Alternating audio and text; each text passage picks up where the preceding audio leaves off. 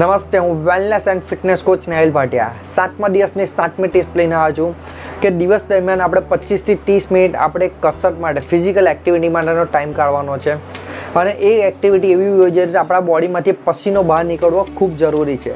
એનામાં કંઈ પણ હોઈ શકે છે. તમે ચાલવા જઈ શકો છો, દોડવા જઈ શકો છો, તરવા જઈ શકો છો, તમે જીમમાં જઈ શકો છો, યોગા, ઝુમ્બા, ડાન્સ, આપણે કંઈ બી એક્ટિવિટી તમે કરી શકો છો. બટ સૌથી ઇમ્પોર્ટન્ટ છે એ એક્ટિવિટી દરમિયાન તમારી બોડીમાંથી પસીનો બહાર નીકળી શકે છે.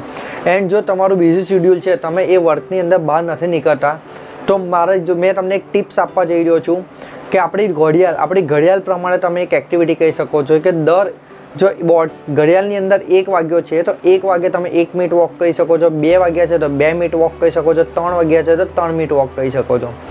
આ રીતે તમે આખા દિવસમાં 12 વાગ્યા સુધી, મતલબ કે 12નો ચક્કરો ફરે ત્યાં સુધી તમે 12 મિનિટ સુધીનું આ રીતે ડિફરન્ટ વોક બી કરી શકો છો, જેથી તમારું કામ બી ડિસ્ટર્બ નહીં થાય અને તમારી એક્ટિવિટી બી કમ્પ્લીટ થઈ શકે છે. તો શું નેક્સ્ટ ડેની નેક્સ્ટ ટિપ માટે રેડી છો? તો કમેન્ટમાં યસ કરો. Thank you.